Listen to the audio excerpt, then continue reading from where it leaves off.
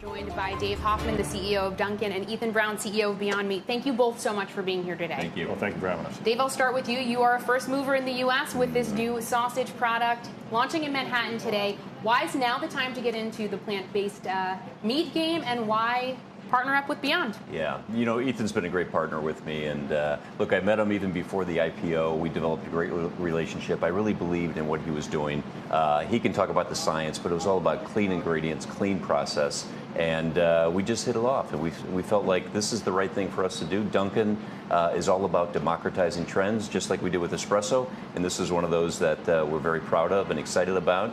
And, you know, as we talk about this, we think the big win here is bringing this to the masses at a compelling price. And so our price point here in Manhattan is on parity with all of our other breakfast sandwich products, and we think that's the right thing to do for the consumer. Dunkin has a blueprint for growth over the next few years. Part of that's slimming down your menu. You got rid of some items to make room for buzzy, potentially new items like this. They create a lot of foot traffic. Do you think it will move the needle beyond just that initial buzz? Yes, and we think, look, we are still about great coffee fast, but what pairs great with coffee is great food. And so we invented C+1, which is coffee plus one food item, and so we think this is 1 plus C. So bringing great food in, pairing it with our great coffee is the right thing to do, and so we're excited. We're testing it here in Manhattan. This is the right place to do it, but we've got our eye on a national rollout, and so we're very excited about the future. Ethan, we'd run through all your partnerships, but it would eat up a lot of our interview time here. Demand is through the roof. Consumers seem to really want this product. Are you concerned at all about supply chain and being able to keep up with that demand right now?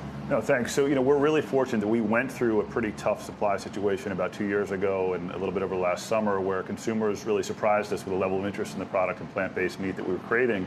But we learned from that, and we're able to invest not only in facilities but people, so that we can take on a partnership like Dunkin. And I just want to echo what Dave said. I mean, it's really neat to find an executive and a leader like Dave that has a vision for the future, that wants to use his platform to bring healthier food to his consumers, and we're very grateful to be able to serve Dunkin as a customer. How are you evaluating partnerships? I'm sure tons of people are coming to you. Are you saying no to anyone? Has anyone said no to you so far?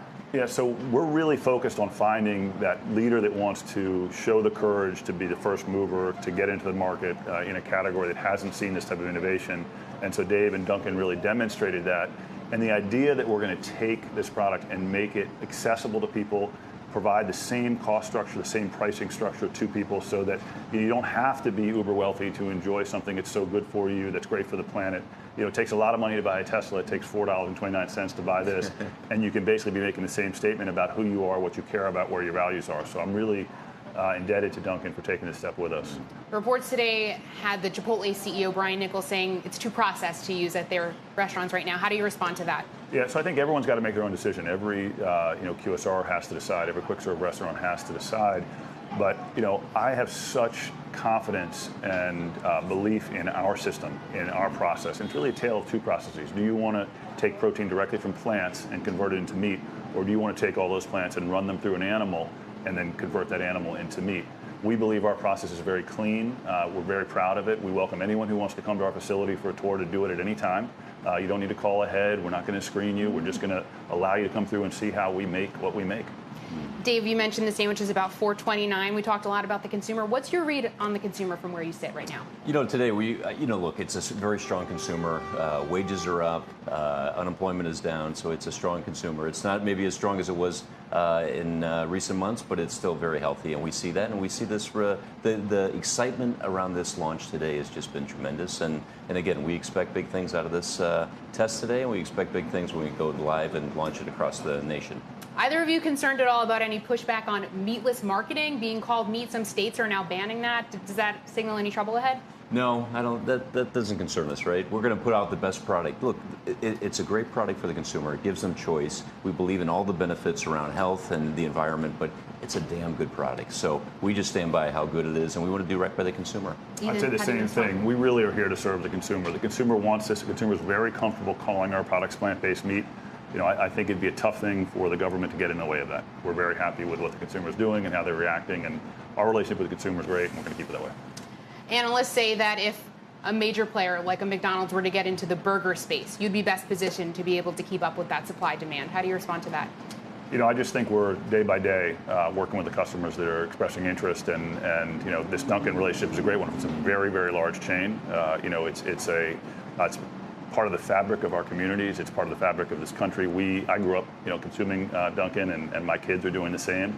And so to be able to do that now and have a plant-based offering, it's better for them, better for the planet, is just a big win. Where do you see the rollout going from here? Who could be next?